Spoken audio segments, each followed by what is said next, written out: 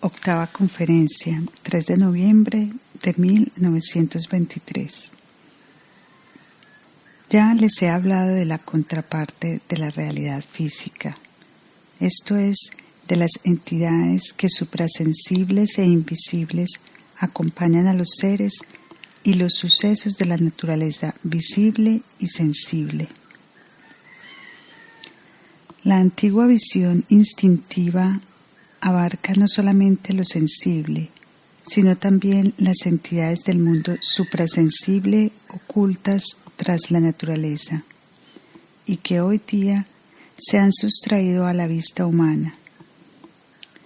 El que esa población de gnomos, ondinas, silfos y genecillos ígneos no pueda percibirse al igual que los animales, plantas, etc., del mundo físico sensible, se debe a que el hombre en su evolución presente no se halla en condiciones de desplegar su naturaleza anímico-espiritual sin ayuda de su cuerpo físico y etéreo. Necesita recurrir al cuerpo etéreo como instrumento del alma y al físico como instrumento del espíritu. Este cuerpo físico que provee las herramientas para el espíritu, esto es, los órganos sensorios, no puede ponerse en contacto con las entidades subyacentes en el mundo físico. Lo mismo puede decirse del cuerpo etéreo que el hombre necesita para desenvolverse como entidad anímica.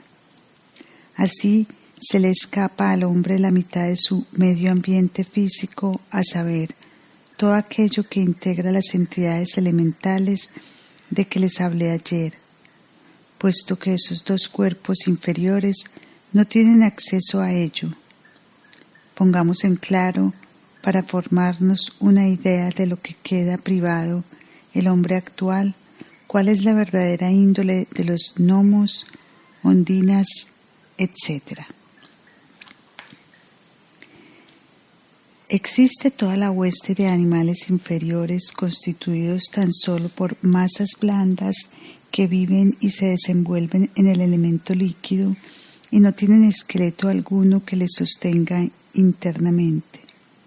Se trata de seres oriundos de épocas relativamente recientes de la evolución telúrica y que sólo ahora, en avanzada etapa del ciclo terrestre, llevan a cabo lo que el hombre, el más antiguo de los seres terrestres, realizó durante el ciclo saturnal, en cuanto a su estructura cefálica.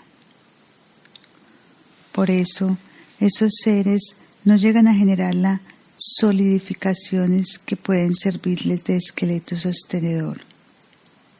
Ahora bien, los gnomos suplen, si bien de manera espiritual, en el mundo externo, aquello que falta a esa fauna inferior, en ascenso hasta los anfibios e incluso hasta los peces que al fin y al cabo no tienen más que insinuaciones de esqueleto.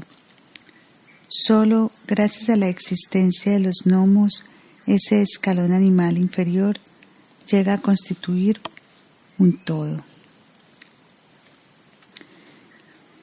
Y como sea que son muy variadas las relaciones de los seres, se desarrolla entre aquellos animales inferiores y los gnomos lo que ayer describí como antipatía. Los gnomos no quieren ser como esos seres inferiores, ya que por ser entes sumamente inteligentes, rehúyen adoptar su figura. Junto con la percepción les es dada la inteligencia, de modo que en todos aspectos son contraimagen de la fauna inferior. Los gnomos, a la vez de tener el significado que puse de relieve ayer para el crecimiento vegetal, constituyen un auténtico complemento del reino animal inferior. Suministran lo que ese reino no posee. El reino animal inferior tiene una conciencia sorda, en cambio los gnomos la poseen lucidísima. Amarran los gnomos todo lo que hay de fuerza de gravedad y a partir de ellos, fugaces e invisibles, modelan su cuerpo, ese cuerpo que se halla en constante peligro de desintegración y que les obliga a crearse a sí mismos una y otra vez a partir de la gravedad para no perder su sustancia. Es por esto, para salvar su propia existencia, que se hallan atentos a lo que sucede en torno suyo. No hay seres que observen la tierra con más atención que ellos lo hacen. Pendientes de todo para salvar su vida, han de hallarse siempre vigilantes, nunca somnolientos, como suele suceder entre los hombres, pues de ser así, al instante morirían de somnolencia. Hay un adagio alemán de remotos tiempos que expresa acertadamente esa característica de los gnomos. Estad atentos como duendes. Así pues, para recabar la atención de alguien se le dice: está atento como un gnomo. El ser atento por autonomacia. Si pudiéramos sentar un gnomo en el pupitre de la primera fila del aula escolar, a la vista de todos, sería excelente modelo para que lo emularan todos los alumnos del grupo. Pero todavía tiene otra característica. Hállanse henchidos de un limitado afán de libertad. No se preocupan unos de otros, pues dirigen toda su atención tan solo al mundo circundante. Un gnomo no se interesa por el otro, lo que les interesa superlativamente es el mundo en que viven. Ya hemos podido darnos cuenta de que nuestro cuerpo constituye un obstáculo para percibir a esa gentecilla. Y desde el momento en que el cuerpo ya no continúa siendo un obstáculo, ahí están, al igual que otros seres naturales para la percepción visual. Quien haya experimentado en plena conciencia el ensueño que acompaña el dormirse, conoce bien a esos gnomos. Recuerden que en nuestro semanario Goetnamum expuse que el ensueño no se presenta ante la conciencia ordinaria en su verdadera forma, sino a través de un disfraz. También el ensueño de primera noche lleva ese disfraz. Al dormirnos, no nos separamos de inmediato de nuestras experiencias diurnas, sino que nos acompañan las reminiscencias simbolizadas de la vida o los símbolos de los órganos internos. El corazón como estufa, el pulmón como ala, etc. Todo esto como máscara. Si el individuo fuera capaz de ver el ensueño sin disfraz, si al dormirse entrara en el mundo onírico sin que se disfrazaran los seres que lo pueblan, entonces precisamente en ese momento divisaría el hombre todo ese ejército de duendes que saldría a su encuentro. Mas, en el estado normal de la conciencia, el hombre se halla a resguardo de percibir todo esto sin preparación. Le asustarían porque en verdad constituyen trasuntos de todas las fuerzas destructivas que operan en el organismo. El hombre percibiría en su propia entidad toda esa realidad destructiva que constantemente le degrada. Percibidos sin preparación, los gnomos serían símbolos de la muerte. Si nunca antes hubiera recibido información de ellos con su entendimiento ordinario, porque sería como si le enterraran, tal aparecería el espectáculo ahí en el mundo astral. Desde ese mundo, lo que tiene lugar al dormirse es un entierro por los gnomos. Todo esto vale solamente para el trance del dormirse.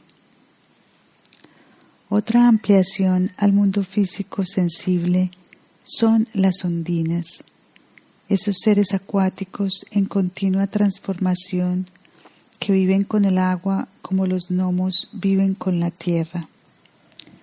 Ya hemos visto el papel que juegan las ondinas en el crecimiento de las plantas, pero también guardan relación como entes complementarios con los animales que ocupan un nivel algo más elevado y que han adoptado un cuerpo terrestre de mayor grado de diferenciación. Se trata de los peces o anfibios más perfectos que necesitan escamas como coraza dura que los cubras. Las energías que constituyen ese sostén o esqueleto externo se deben a la actividad de las ondinas. En tanto que los gnomos apoyan espiritualmente a los animales más inferiores, las ondinas proveen la envoltura a los que necesitan protección desde fuera, como por ejemplo revestimiento de una coraza. Son ellas las que de manera rudimentaria les agregan lo que corresponde a nuestro cráneo, convirtiéndoles, pudiéramos decir, en cabeza. Gran tarea en el contexto de la existencia corresponde a esos seres invisibles tras el mundo visible. Y por no tenerlo en cuenta, la ciencia materialista falla cada vez que trata de explicar algún fenómeno como el que acabo de mencionar. Así, por ejemplo, no es capaz de explicar cómo las criaturas inferiores logran desplazarse en un medio poco más duro que ellas mismas, por ignorar el mencionado soporte espiritual de los gnomos. Por otra parte, el fenómeno del acorazamiento constituiría siempre una dificultad para la ciencia materialista pura, porque desconoce que las ondinas, al sensibilizarse, esto es, al evitar su propia conversión en animales inferiores, expelen aquello que luego viene a revestir a los animales algo superiores, ya sea como escamas u otra forma de coraza. También vale para las ondinas lo dicho a propósito de los gnomos. Durante el normal estado de conciencia del hombre actual, el cuerpo es lo único que impide verlas como se ven las hojas en las plantas o determinados animales. Cuando el hombre entra en el sueño profundo sin sueños, y si él en ese estado llega a penetrar el sueño gracias al don de la inspiración, su mirada espiritual capta las ondinas emergiendo del mar, de astralidad en el que al dormirse le sepultaron y ocultaron los gnomos. Se hacen visibles en el sueño profundo. El sueño anula la conciencia ordinaria, mas no la esclarecida conciencia inspirativa. Durante el sueño, ésta tiene por contenido el prodigioso mundo de lo fluido en vías de devenir que de múltiples maneras se encrespa condensándose en las metamorfosis de las ondinas. Así como para la conciencia diurna nos vemos rodeados de los seres de contornos frijos, del mismo modo la nocturna conciencia iluminada presenciaría el espectáculo de un mar de seres en transformación, en constante pleamar y resaca. Propiamente, el sueño profundo se halla henchido de un agitado mar de entidades vivas que rodean al hombre, las ondinas. Distinto es el caso de los silfos. También ellos constituyen el complemento de ciertos entes animales, si bien en dirección diferente. Los gnomos y las ondinas agregan lo cefálico a los animales, carentes de cabeza. Inversamente, las aves son propiamente pura cabeza, pura organización cefálica. A esto, los silfos agregan de modo espiritual lo que le falta como su complemento corpóreo. Complementan, pues, la estirpe de las aves hacia el área que en el hombre corresponde al sistema metabólico motor. En tanto que las aves vuelan por el aire con sus piernas atrofiadas, los silfos tienen extremidades poderosamente conformadas y representan en el aire, de modo espiritual, lo que la vaca al nivel de la materia física. Por eso, puedo decir que los silfos encuentran en la estirpe de las aves su yo que los une a la tierra. El hombre recibe su yo en la tierra. Los silfos se hallan unidos a la tierra gracias a las aves. A ellas les deben su yo, o por lo menos su conciencia de él.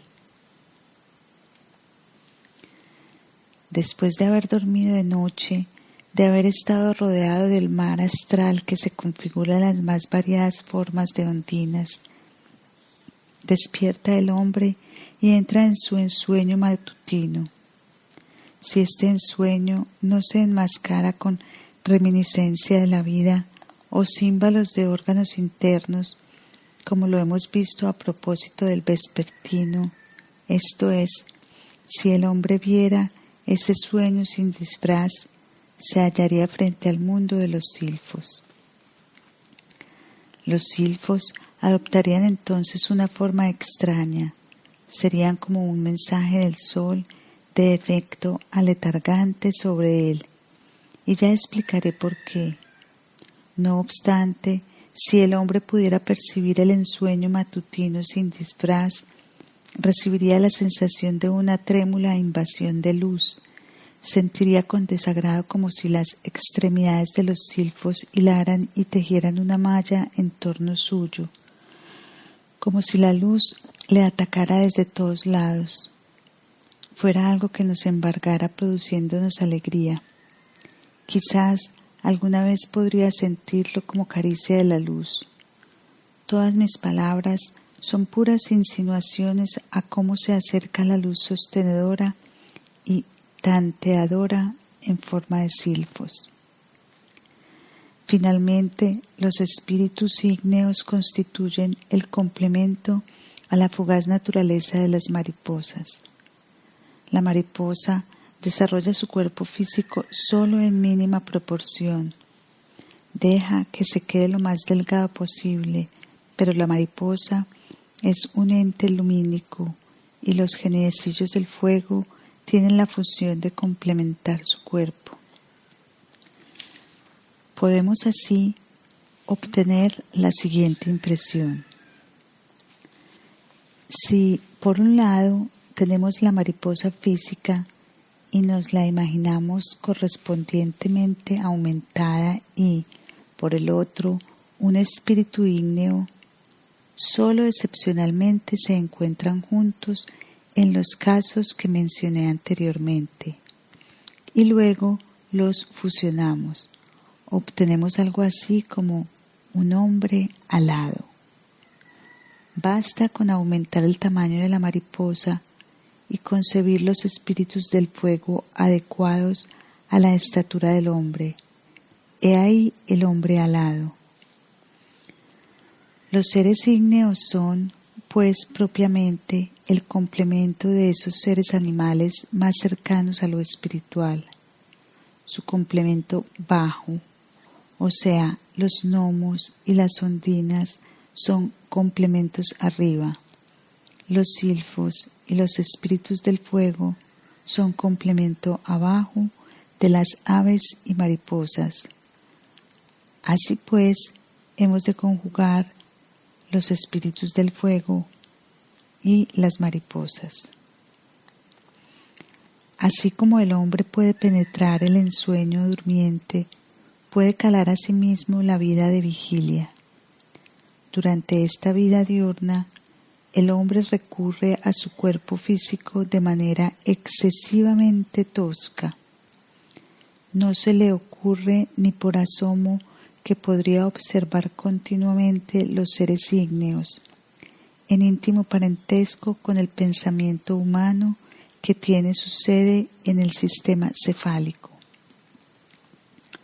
En cambio, si el hombre logra completamente situarse en la conciencia de vigilia, ser sesudo, tener ambos pies firmemente en el suelo y simultáneamente estar fuera de sí, si logra ser al mismo tiempo el mismo y el de enfrente, lo que implica poder contemplarse a sí mismo como entidad de pensamientos, entonces se percata de que los espíritus del fuego constituyen el elemento del mundo cuya percepción permite a la vez la de nuestros propios pensamientos. Aquí cabe una digresión personal. Si observamos la evolución terrestre, no desde el cuerpo humano, sino desde la esfera de los espíritus ígneos, esto es, desde la esencia saturnal que se extiende hasta dentro de la tierra, se obtiene exactamente la imagen que traté de presentar en mi ciencia oculta. En este libro pretendí que los pensamientos que encierra parecieran como contenido mental del mundo desde la perspectiva de los seres ígneos. Sin duda, estas verdades tienen un profundo significado real en sí y asimismo lo tienen para la vida humana. Veámoslo en los gnomos y las ondinas. Se hallan en un mundo que colinda con el de la conciencia humana, están más allá del umbral. Una sabia protección los oculta a la mirada de la conciencia ordinaria, porque no todos ellos son benignos. Sin duda lo son los espíritus que de las más variadas maneras operan en el crecimiento de las plantas, pero estos no son todos, y tan pronto como se irrumpe en su mundo, se tropieza también con los malignos. Hay que empezar por conseguir el discernimiento entre cuáles son los benignos y cuáles los malignos, cosa nada fácil. Ustedes se darán cuenta de esta dificultad por la manera en que habré de describirles los malignos. El principal rasgo distintivo de los benignos es que se atienen más bien a los reinos vegetal y mineral, en tanto que los malignos se arriman a los reinos animal y humano. Hay, además, otros peores, todavía que pretenden entrometerse también en los reinos vegetal y mineral. Pero de estos no vamos a ocuparnos en este momento, pues ya logramos un concepto bastante respetable de su malignidad. Si observamos a los que asedian a los hombres y animales con pretensiones de realizar al nivel del hombre lo mismo que las jerarquías superiores han asignado a los benignos al nivel del reino vegetal y mineral. Existen, por ejemplo, entidades malignas en el reino de los gnomos y las ondinas que acosan a hombres y animales para que en el hombre se materialicen físicamente lo que en él ya se halla presente, el complemento que debieran agregar a los animales inferiores.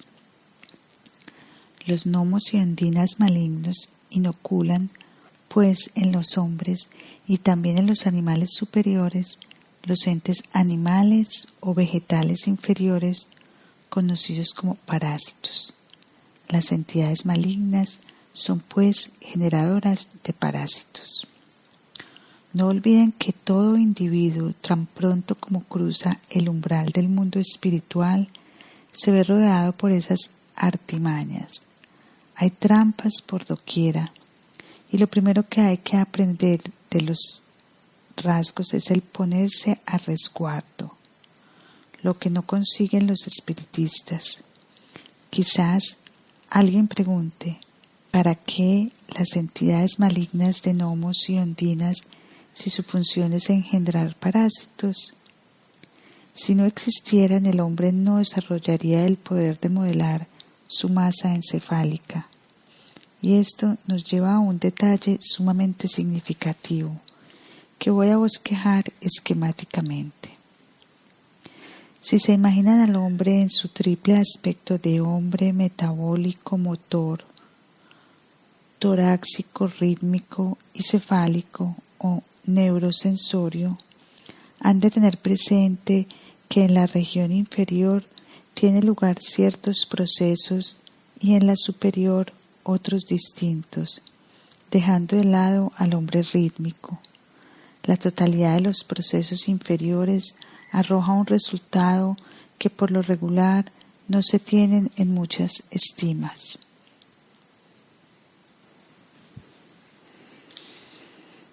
Son los procesos de excreción por el intestino, por los riñones, etc. Todos ellos en evacuación hacia abajo.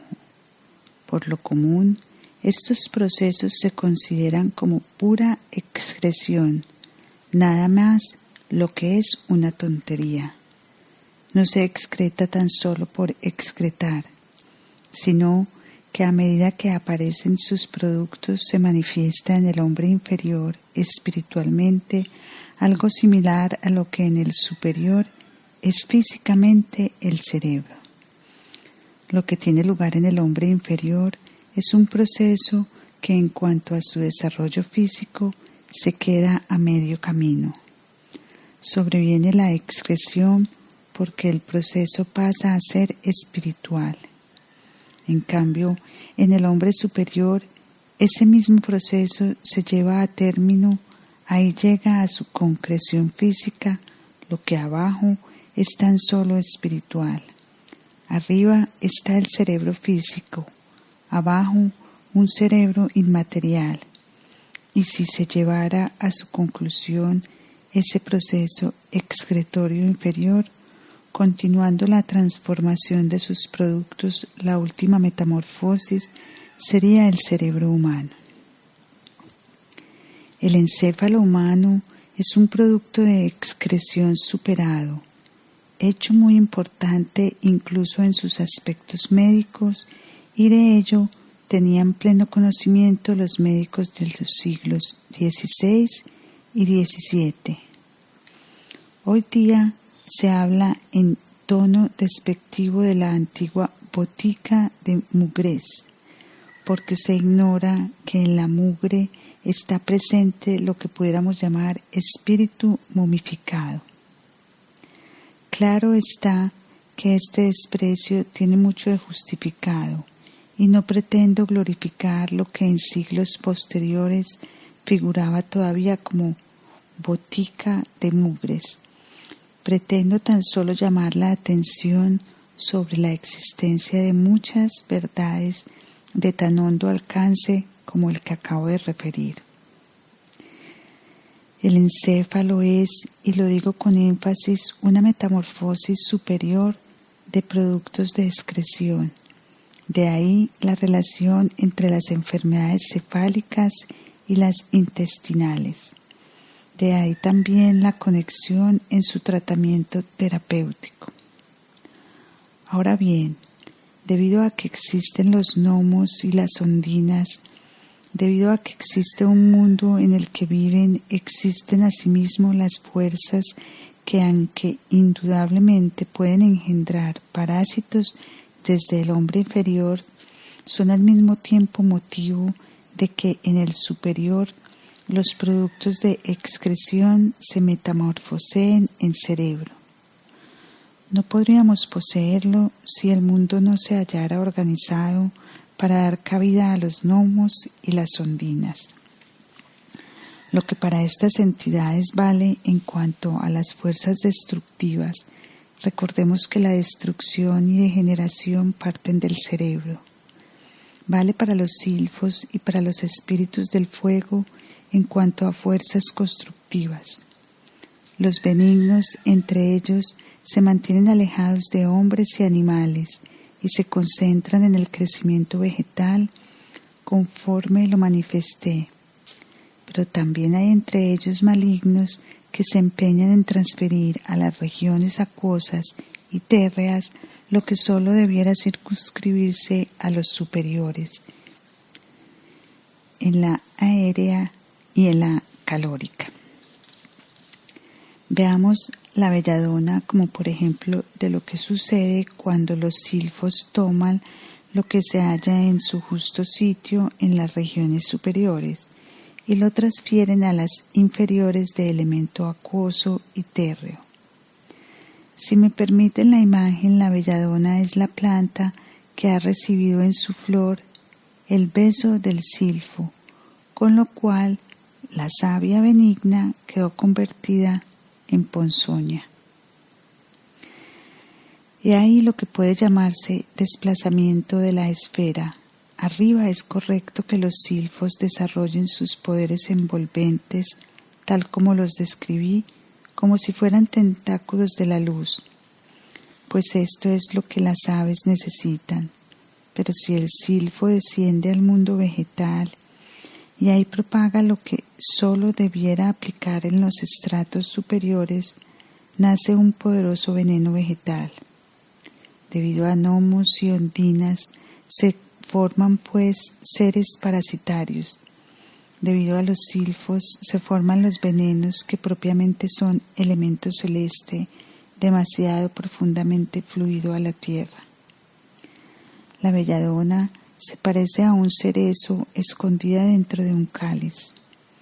Su forma atestigua la depresión que acabo de describir. El hombre y ciertos animales se mueren cuando la comen. En cambio, los mirlos y tordos se posan en esta planta y comen su fruto como el mejor manjar del mundo. En su región, hállase la belladona en debido lugar. Es en verdad un fenómeno extraño el que los animales y los hombres, cuyos órganos inferiores se hallan ligados a la tierra, se intoxiquen con la belladona deteriorada por el encuentro con esta tierra, en tanto que aves tan representativas como el mirlo y el tordo, a las que los silfos debieran transmitirlas de manera espiritual, y los silfos benignos lo hacen, la toleran muy bien, aunque se la rebaje de su región a otra inferior. Para ellas es alimento, lo que para las entidades geotrópicas es veneno. Así queda ilustrado que por un lado, debido a los gnomos y las ondinas, los parasitario tiene de la tierra hacia arriba, en tanto que los venenos lloviznan de arriba abajo.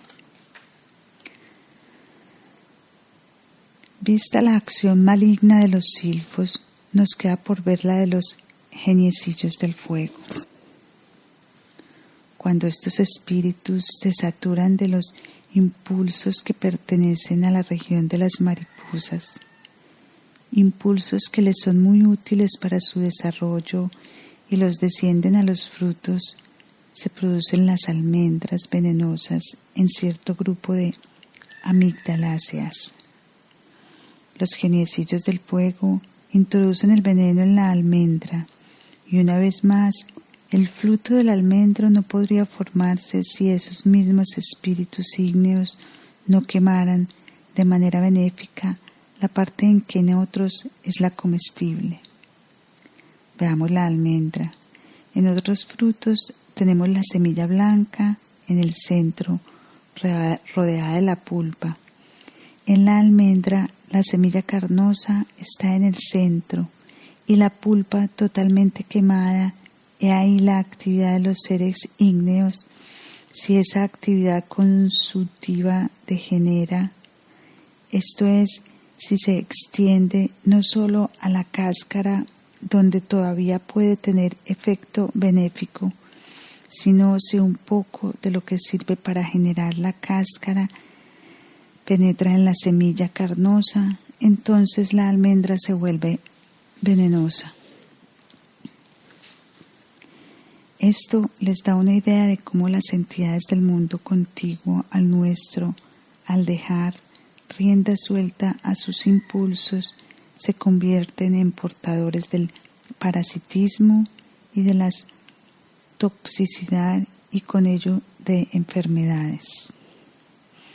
Así se pone en evidencia en qué sentido el hombre como ser sano sobresale sobre lo morboso que puede embargarle. Esto se relaciona con el desenvolvimiento de lo maléfico en estas entidades que por otra parte sí han de estar presentes para facilitar todas las construcciones en el crecer y brotar de la naturaleza y luego su destrucción. Realidades como estas son las que subyacen en las intuiciones de la clarividencia instintiva, como la intuición hindú de Brahma, Vishnu, Shiva. Brahma representando la entidad en la esfera que sí debe acercarse al hombre. Vishnu representando la esfera cósmica que solo debe aproximarse al humano en la medida en que él sea capaz de ir demoliendo la construido. Shiva representando todo lo que se relaciona con las fuerzas destructivas. En los tiempos más remotos de la gran cultura hindú se decía: Brahma se halla entrañablemente emparentado con todo lo que es de la índole de los geniecillos del fuego y de los silfos. Vishnu con lo que está emparentado con silfos y ondinas. Shiva con lo que guarda afinidad con gnomos y ondinas. Generalmente hablando, si nos remontamos a tales concepciones antiguas, encontramos por doquiera la expresión imaginativa para los secretos que subyacen en la naturaleza y que hoy han de buscarse de nuevo. En resumen, anteriormente hemos estudiado el parentesco de esta gentecilla invisible con el mundo vegetal. Ahora hemos agregado su parentesco con el del animal. Por doquiera, los seres aquende el umbral interfieren a los de allende. Los de allende interfieren a los de aquende, etc. Y solo si se estudia la viva sinergia de los dos tipos de seres, se comprende cómo se desenvuelve el mundo visible. Para el hombre es muy necesario el mundo suprasensible, pues en el momento en que atraviesa el umbral de la muerte, ya no le rodea el mundo físico, sino que el otro empieza a ser el suyo. En su estado evolutivo actual, no puede el hombre desplazarse a ese otro mundo, sino ha aprendido a identificar en las manifestaciones físicas los glifos que apuntan hacia él. Si no ha aprendido a leer en los animales de la tierra, en los del agua, en los del aire y en los de la luz, esto es, en las mariposas, lo que apunta hacia los espíritus elementales que son nuestros vecinos entre la muerte y el nuevo nacimiento. Pero lo que vemos de dichas entidades entre el nacimiento y la muerte no es sino su parte más tosca y densa. Su complemento suprasensible solo lo conoceremos si con nuestra intuición y nuestro entendimiento nos desplazamos al mundo suprasensible.